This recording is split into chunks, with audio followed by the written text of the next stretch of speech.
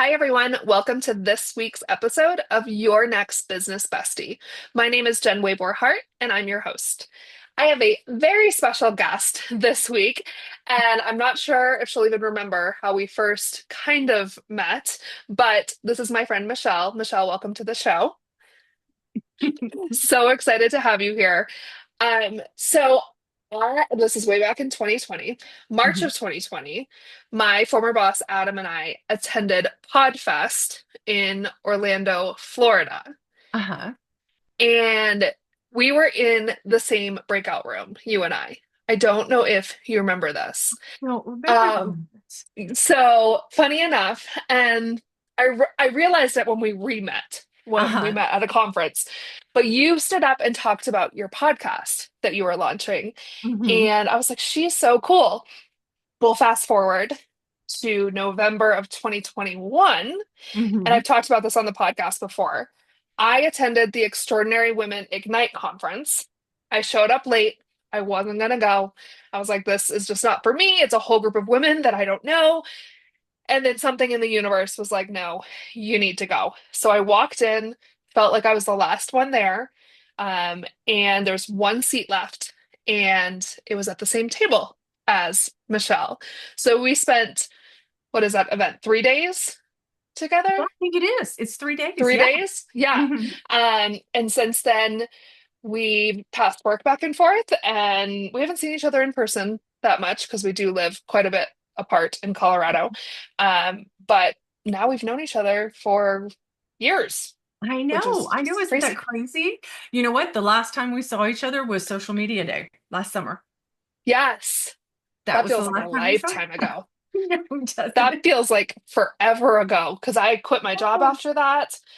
Yeah, that feels like a long time ago. But Michelle, before we go too far, why don't you tell the audience what it is that you do? Well, hello, everybody, and thank you, Jen, for having me. I really appreciate it. I am the owner and CEO of Top Hat Creative Marketing, and we focus on your Google Business Profile page. So that is the very foundation of your online presence. With your website and social media outlets that you use, those are all fantastic and absolutely needed. But you have to start with a good Google Business Profile page. I mean, just without a doubt. And there are so many things that you can do with it. And with Google being Google, and they change algorithms, like you and I were talking before we went on the air, it can change in an hour. It can Yeah. change. It's insane. And sometimes they'll go back to what they were doing before, last year or something. And there's no notification like Facebook will put something out. Oh, we're going to be doing this or, whatever. But Google, they just change it on a whim. So that's why my partner and I, we have our company. We maintain small because we love giving that individual service, but that's why we have work is because of Google. It is funny because LinkedIn is the other one, and they've gotten a little bit better, but they just change Mhm. things, and you just kind of figure it out that something changed, and you have to adjust blind, pretty much. Yes. Um, Yes. but Michelle and Brett are who I send everyone to who needs any Google business profile help. They have sorted out some messy, complicated situations for me. My client, Tara, who is a personal stylist who was on the podcast, we figured out that the company that had made her website had created a second Google business profile, but that one had a ton of reviews, but she didn't have access to it. But for anybody listening, if you need any help, figuring out any of the Oh, craziness that is a Google business profile. I cannot suggest Michelle and Brett enough. Um, thank you. yeah. But how did you get started? I don't even know this because I mean, it's very niche, it's very important, but Mhm. how did you guys decide to focus on Google business profiles? Where did you start in the world of marketing? How did that Well, happen? it was funny because I actually came from the corporate background and I was an office manager, project manager, all of that. And when I met my husband, I not only gained a husband, but a son and daughter. So it was one of those just add water instant families, which you Yep. understand that. And I loved, being a bonus mom. I loved it. And so I decided to go work at the school where they were at. Mhm. So I ran some of the gifted and talented programs, things like that. And my husband went to flight school to be a pilot. And on one of his last trips as a flight attendant, he met a guy who was starting a business, an online business to work with people for their reviews. And him and Brett just hit it off. And before Brett could go get a job being a pilot, this was probably 14, 15 years ago. So pilots weren't making the kind of money they're making now. And so the guy offered him twice what he would have been making as a pilot starting out. So, and it was one of those things where, the kids reached a certain age and they really needed their dad at home a lot. So he went with that. And this was back in the day where you could actually filter the reviews and only get those 5-star reviews and keep those other ones off.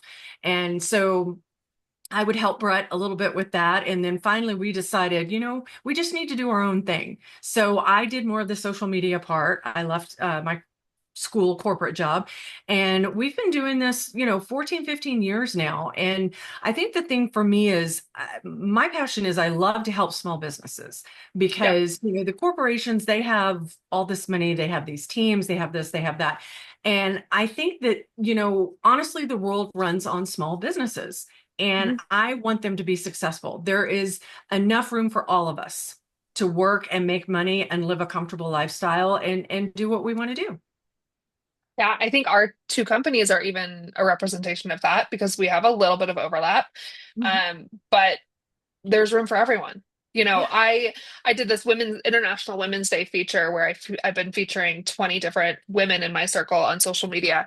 And somebody, her name's Lindsay, she was on the podcast. She always comments, how Jen's a girl's girl and like lifts up other businesses and how it's never competition. And that's just so it it's almost sad that that's a big deal that somebody does, right? Exactly. Because Yeah. like there is plenty of business for everyone. The right client for me is not necessarily the right client for you guys, and vice versa. Right. Um, what kinds of businesses, and I know the answer to this, but what kinds of businesses did you guys find yourselves working with when you moved into your own business? Well, my husband came from a background of working with orthodontists, which Yep. is really interesting because people think dentist, orthodontist. A dentist, he has a patient for life.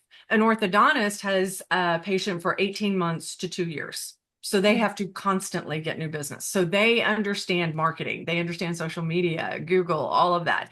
So we worked primarily with orthodontists.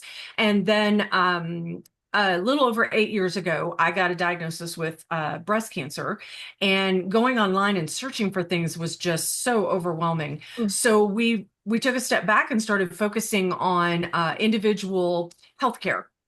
Doctors who had individual practices or, little co-op offices that work together because the health industry is the number one searched industry online. Number one. And it still is to this day.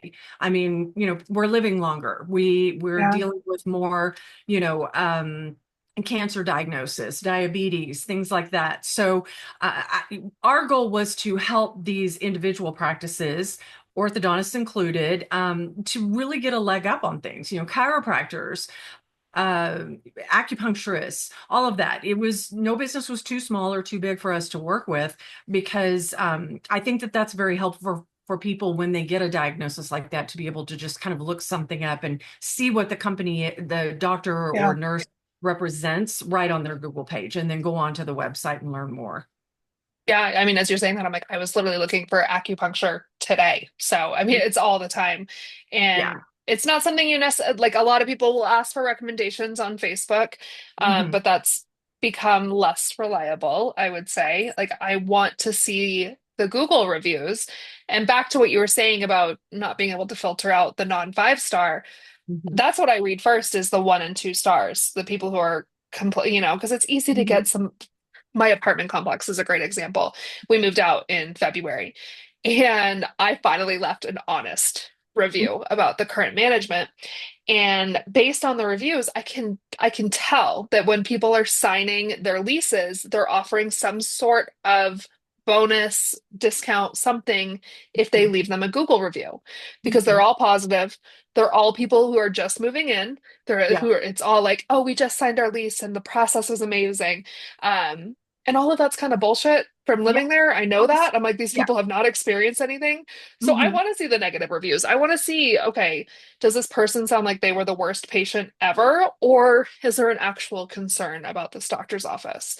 Right. Um, but let's talk about some of the nitty-gritty. What are some of the biggest changes you've seen in Google business profiles in the last few years? Well, I think number one is how you can really work it to your advantage and not actually have to spend money on it. That's the one thing that I love is that you can go in and really grow your Google business profile page organically. And that's what we teach a lot of people to do. And again, I'm not giving away the farm. People can figure this out on their own.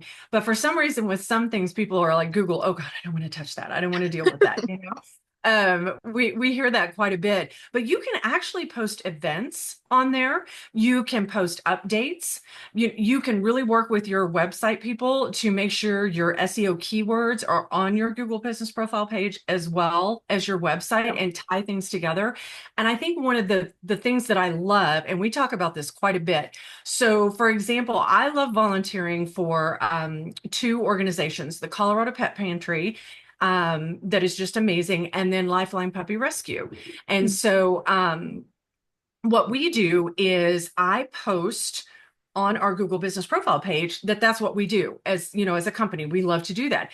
I tell a little bit about Lifeline Puppy Rescue, and then under the button that says learn more, I put the link to their website. Now, what that does is that backlinks to them. So when Yeah. people they've searched Lifeline Puppy Rescue or they've done puppies or they've done that, eventually I'm going to start showing up in that search as well because I'm backlinking with this company. So, if you do, an interview on a news program or if, a podcast or something like that, you can put a link in there for learn more, or you can just simply say, click the link that says call now, and it takes them right to your, business line. Yeah. There's just so many ways to utilize it again for free. And I love that. And I hope it stays that way with Google. And the one other caveat that I do, it's not a caveat, wrong word, but the thing that I do really respect about Google, because I know it's behemoth and everybody's like, oh my God, it's Mhm. everywhere. Um, During the pandemic, when everybody was losing their minds, a lot of smaller businesses got targeted because people were just upset. They were mad at the Yeah. world to take it out on somebody. Google shut down the reviews so that people did not get bad reviews. And I really respect them for doing that because it was a crazy time. And to make the effort to step back until things just calmed down a little bit, that was a huge decision on their part. And it really helped a lot of small businesses. Yeah. Yeah, I think so many people still think of the Google business profile as just a spot that has their hours and Mhm. their address and phone number. And Right. most people have no idea the capabilities. I mean, I only have a very surface level from you guys Hmm. understanding. Let's talk about reviews for a second, though. Uh, the good and the bad, right? I always tell my clients bad reviews are not a bad thing. It's how you respond to them is everything. The mortgage office that I worked in, we would, as a team, come up with a response for negative reviews. Hmm. So it was very clear to someone reading it of what the actual situation was.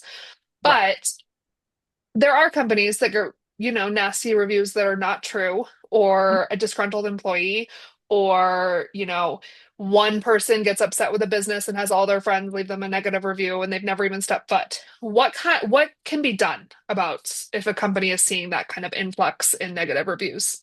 Oh, that's a great question. And we get that a lot. It's number one, I will start out with this. The most important thing with your Google business profile page is to make sure that you're the primary owner of it. Mhm. Hands down, most important thing. Because if you're not, anybody can control that page. So you need to claim it and own it, and not just own it, but be the primary owner. That's where a lot of this comes in. So when you're getting negative reviews, again, we tell our clients negative reviews aren't necessarily a bad thing, because a savvy person like yourself, me, other people that are looking you up, they can tell when something's just targeted or that doesn't sound right. And again, how you reply to it.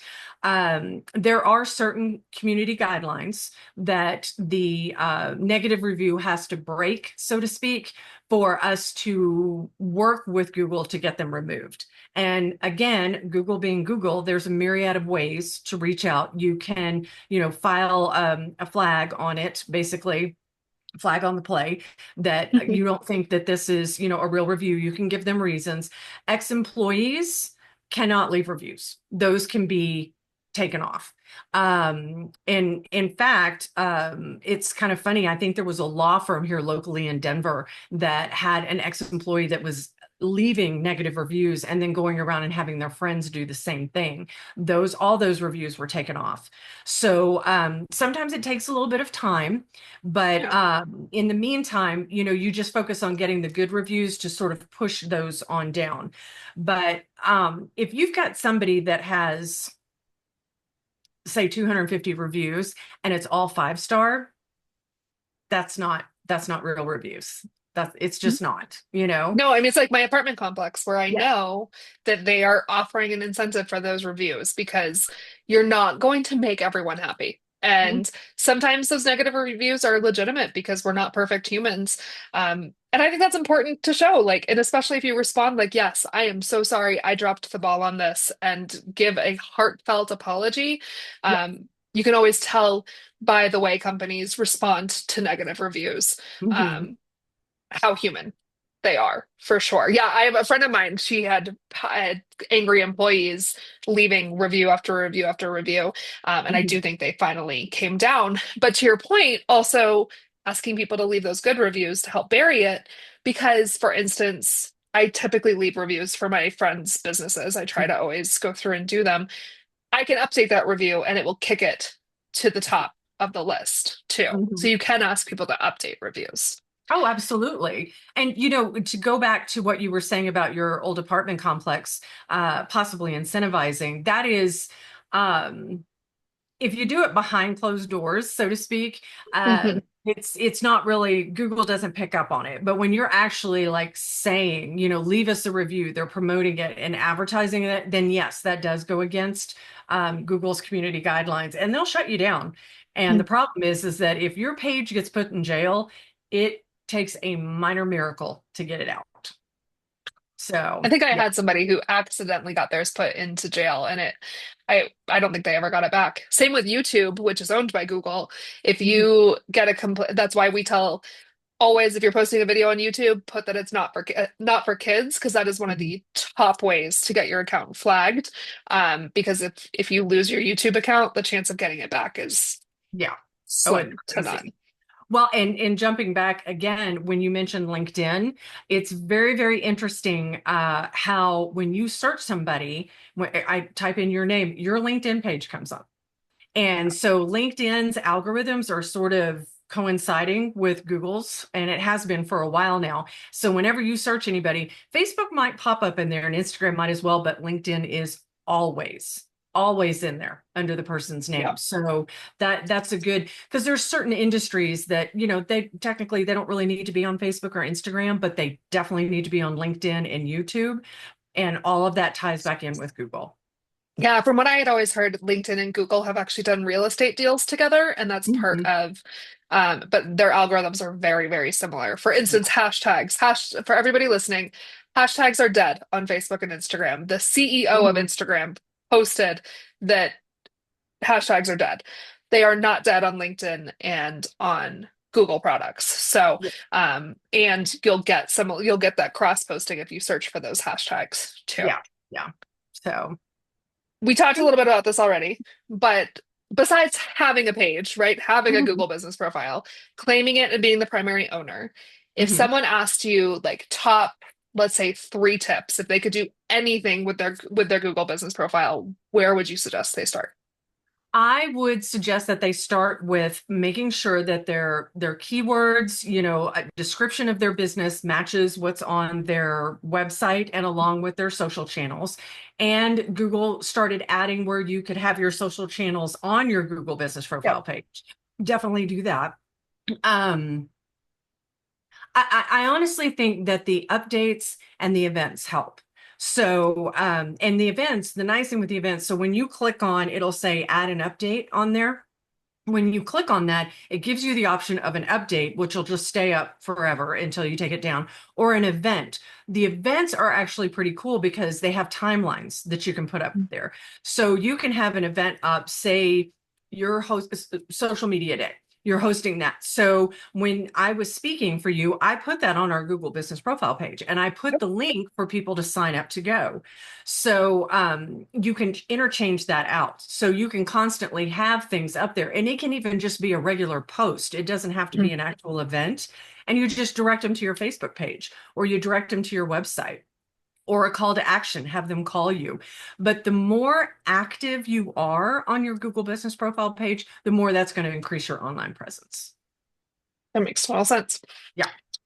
Let's get into what you guys offer. And Okay. I know we don't have enough time to deep dive everything, but give the audience an overview, but Google Business Profiles, of course, but like what kind of services do you guys offer? Well, for right now, we're putting together a menu of services because we like to start with a basic to help out businesses, and then as they realize the benefit of using different things, they'll add more things on. So Yeah. usually, what we do is we'll start with obviously collecting reviews. We'll create a dynamic QR code for them, and we usually have to explain that a dynamic one is one you pay for. That has Yeah. a little fee because if you just get one of those free ones, it can just disappear whenever it wants. And the nice thing with the dynamic one is that if you're having specific events, you can take the review part off, put something else up there, and then go back to the review. Cool. Or if you have multiple locations, we have some orthodontists and other companies that we work with that have multiple locations. We really want to build up the reviews on this one, satellite office Hmm. that will be open all the time. We'll direct everyone to leave reviews there with that QR code. So we offer that. We offer coaching and consulting to the staff, your team members. Those are who are seeing your people. Those are who are seeing your clients. And you want them to be comfortable and not salesy in Yeah. asking, because collecting reviews, and the funny thing is, Jen, that we found if we call it feedback, we get a better response to it because Interesting. reviews sounds like you're taking a test. Feedback sounds like you're saying something nice about somebody. So, Interesting. yeah, it Yeah, works. just that subtle It shift in language. does. Yeah. Very It's cool. it's hilarious. So we do that. We help them get their reviews. We really go through and help them build their page to just maximize it and just really work out a strategy for them to be posting on there and using that page as a tool. Then what we've started offering, we just launched it in 2025, is we have a video review platform. So we go in and our system will pick up the Google review. You supply us with pictures, your logo, a call to action, your mission statement, whatever. And then we create a quick video for that you can use on your social media programs. You can use it on your website. You can use it wherever. And you and I both know, being in the whole online world and everything, Hmm. that video is key right now. I mean, Oh, it's key. yeah. Yeah, it's Well, and so amazing. many people put in all this work to get reviews and then they don't do anything with them. That's what kills Yes. me. So, not be like to have a way to easily have these videos to put on TikTok, to put on whatever, but also to make sure you're actually utilizing because referrals are everything. And the typical Yes. consumer doesn't want to be sold your products by you, they want to hear what other Mhm. people say. So, anyone out there, if you have reviews, make sure you're actually utilizing them as collateral to promote your business. Even Absolutely. just putting them on your website. There's so many people that have no testimonials on their websites at all. Right. And what we do as well, so if someone's working with us, and has us hired for their Google Business Profile page, we'll do those. That's included in the package that we offer them. Hmm. Now, I was just speaking to a woman today who, she already has people, and that's fantastic. She's been working with them forever, and they've been doing an amazing job of helping her get reviews on her page, but they don't do the video review platform. So she's like, how much would you charge me to just purchase my videos from you? And I'm like, oh, that is actually another good option we can add. So it was just, it lit a fire Yeah, under it. Now people will do the videos for you. You purchase them and you've got them to use. cool. Yeah, and you can rotate them out because like this individual, she has 130 reviews. So we can turn all of those into video for her if she wants. Yeah. So yeah, yeah, and we do that. And then we've also moved into Google Ads and digital ads. So the digital ads we can do if you go to CNN.com and you've got an ad going across the top, we have started doing those as well. Because we've Oh, realized that a great Google business page is awesome, but you also need to do a little bit of advertising. And why not do it on a digital bulletin, digital billboard rather than paying for something, outside? Because we can literally set it up to go to all the major websites, CNN, Forbes, Wall Street Journal. We can set it up to go to any of those places. very cool. Yeah, I can't remember the last time I bought something because I saw a print ad for it, Yeah, but exactly. digital ads. Mhm. You've touched on this some, Michelle, but why do you love what you do? Why do you like working? I mean, so many people, you say Google and that means a headache, especially Google Ads and utilizing Google business profiles. So why do you love working in this space and with specifically with Google? Well, I think with Google, you mentioned this before, it's a niche. A lot of people don't like to work with it. They don't realize how powerful a tool it can be. And I think for me is it's never boring, it's always changing. So Yep. which some people would be like, oh my God. But I do love that it's something new every day. And it's, Mhm. we're reading something, we learn something. That's another thing that I think is great as a business owner is that I'm learning something that I can share with other business owners.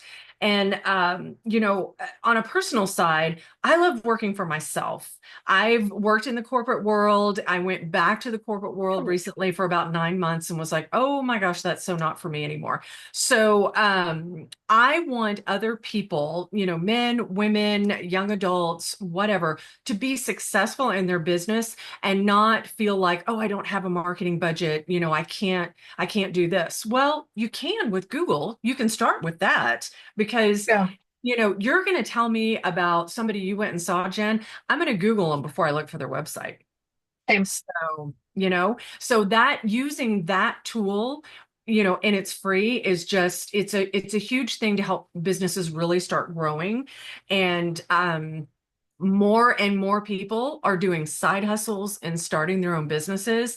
And just for me being the type of person I am, I want them to be successful. And so we've got different levels of packaging that we offer so that we can help anybody. We can help anybody, really Yeah. maximize their online presence. And that, I love being able to do that because I just think we need more of that um, partnership. I mean, I love being able to work with you. Yeah. We collaborate a lot, and there's a lot of other businesses I collaborate with. And you're right, there are some things that we sort of, coexist on, but big picture, there's plenty of work to go around. Yeah. I mean, if somebody comes to me and they say, I need my Google business profile set up, I'm going to Mhm. ask them, do you just need the basics or are you looking for top to bottom, fully utilized? And if they're like, no, we just want the basics set up, okay, I got you. I can do that. But you really want to work your Google business profile that I'm sending them to you. And just knowing where your referral partner strengths are, and also Mhm. just the stuff like, could I learn the ins and outs of every part of Google business profiles? Right. Absolutely. But when I have a company that I trust and people that I like that I can Mhm. refer them to, why would I? Right. So I think it's always been important, but it feels like more than ever, like really leaning on each other as small business owners and Mhm. figuring out what makes sense to keep for yourself and what makes sense to refer to others. And you guys are, I mean, you're the only ones that I refer Google business profile stuff to. Thank Um, you. because some of the stuff, I mean, Tara's mess with the two profiles and then the Mhm. coffee shops issue. Like, I don't think I've sent anything your way that you've been like, we can't figure this out. Like, it might take Right. time because Google can be a pain in the butt to get anything fixed. But you guys always figure it out. So, Well, thank you. I appreciate that. I will tell yeah. you something really interesting. When I worked in the corporate world recently, it was for a PR firm. And oddly enough, they had a glowing 5-star review that was not showing up on their page. Huh. Glowing 5-star review. And it took me 6 months to get that review on their page. That was the one thing holding them back from having a 5-star rating. They were at 4.9. It was holding them back. And I mean, I went through email after instant message after everything. It was like I had it on my calendar, so many days out to go up and work up the food chain. 6 months, and I finally got Wow. it released. So I think I it, would enjoy that part of it, like having to yeah. be tenacious with it. And Mhm. like, that not anyone could do what you do by any on multiple levels, but having the tenacity to just keep going after it and the determination to figure it out too. Right. Well, and it's just, again, it's the algorithms that go on with Google. They have some incredibly smart people working for them, and those algorithms kind of cross-pollinate and then they cancel each other out and they do this and they do that. So it's just, sometimes it's just really hard to stay on top of everything that they're doing. Again, I love a challenge. I love to move forward and I love learning new things. So it's never boring. I'll say that. Yeah. It's never boring. Yeah. So, What's your favorite part of owning your own business? well, I'll tell you, it's being able to work from anywhere. Hmm. It's absolutely being able to work from anywhere. My husband and I play beach volleyball, and we love to take these trips. There's a couple of 2, 3 trips every year of getting to go play down in Mexico. And I was just recently in Cabo playing with an Olympic athlete from the 2008 and 2012 Olympics that played, That's so cool. yeah, placed fifth in beach volleyball. And so I'd get up early in the morning, put a few hours of work in, and then go play volleyball all day on the beach. Oh, I love it. Yeah, it's what I call, hashtag laptop lifestyle. It's just I can work from anywhere. I literally can work from anywhere. And my clients are never, not paid attention to because I do take time off for myself. But quite honestly, if I don't work on a Wednesday, then I work for a few hours on Saturday. I Yeah. can make my own schedule.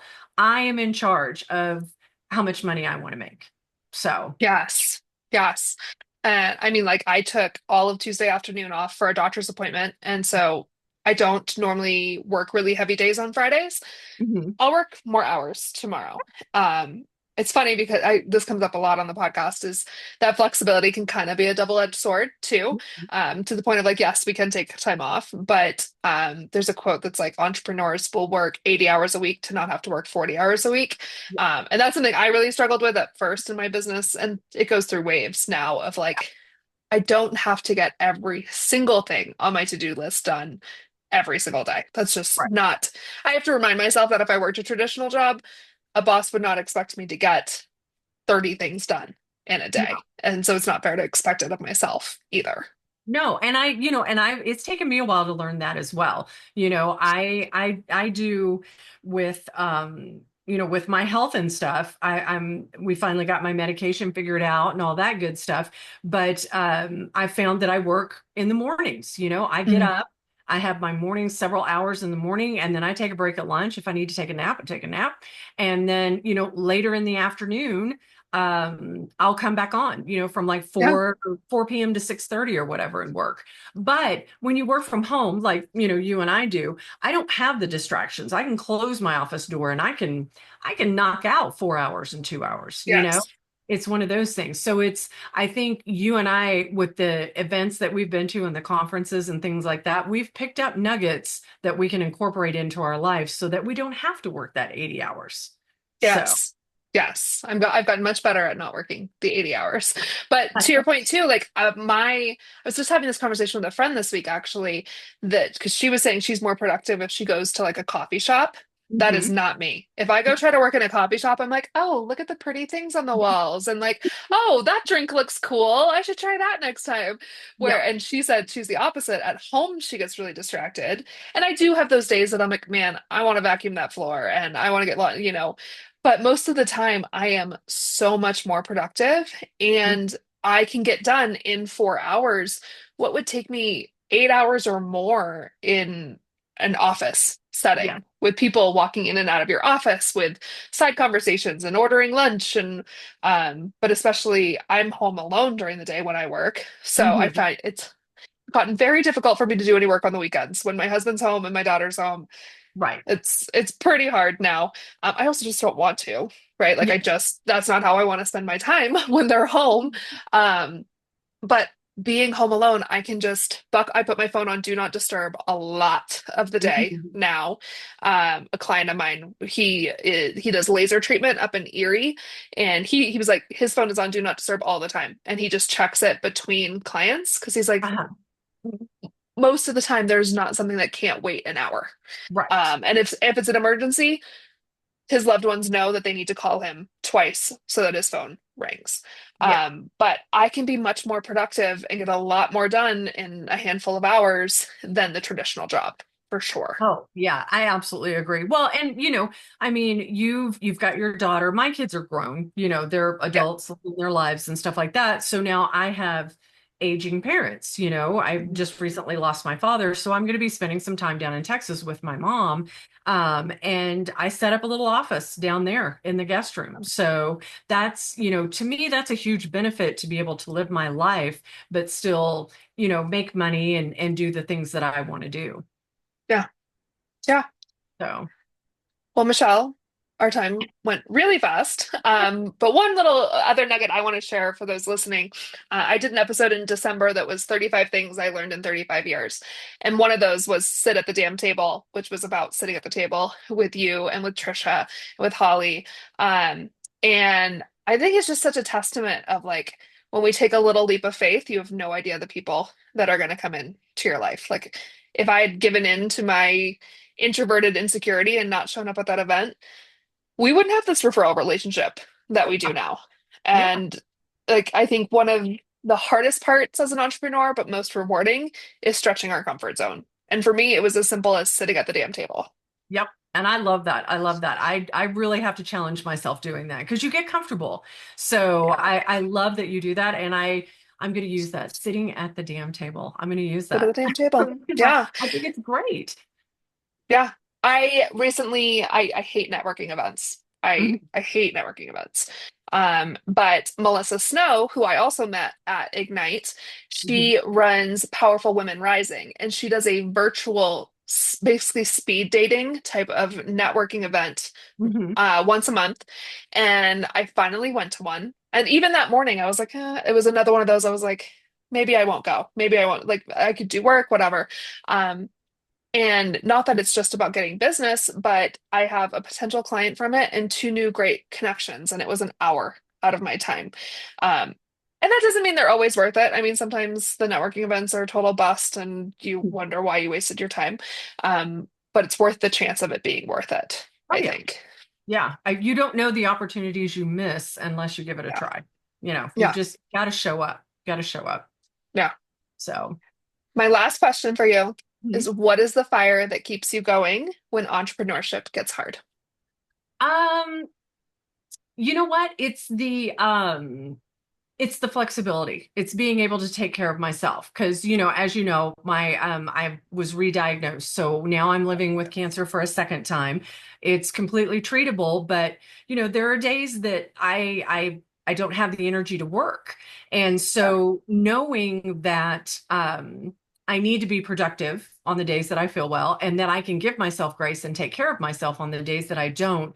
I think that flexibility and knowing that I'm okay to take care of myself and focus on Mm. self-care is very important to me. And my clients don't suffer for that because I've set them up well enough within our system that they won't ever feel like they're not being taken care of. So Yeah. that's what lights my fire is I can still help people be successful while still taking care of myself. I love that. And Michelle, if people want to reach out, if they're interested in your services or finding out more, what is the best way to find you? Um, best way to find me is to email me, Michelle at two L's and an E at tophatcreativemarketing.com. You can find our website. We're sort of retooling that, but it's a great Yep. place to start there as well. And we offer a free 20-minute audit. So I will hop on a Zoom call with you and do a free 20-minute audit and give you tips and helpful things to do to improve your page, and you can move forward from there. Awesome. Well, thank Yeah. you so, so much for taking the time. It's always lovely catching up. Every time I'm like, Michelle and I need to talk more often because we'll go months and months and months. I can't believe it's almost been a year since we've seen each other. Yeah. But for everybody listening, if you want to find out more about what I do as a creative strategist or you're interested in being a guest on the podcast, you can find me on Instagram, Life Jen's Way, or my email address is jen@jensway, or my website is jensway.com, two N's on Jen always. Michelle, is there anything else you want to tell the listeners today about you or about what you do? I want to tell them to not be afraid. Grab Mm, that Google business profile page and work it. Work it, work it. Show it some love because it will show you some love in return. mm, I love that. Well, thank you. I appreciate you very much for taking the time. You. And everyone listening, I will talk to you next time on Your Next Business Bestie. Have a wonderful week.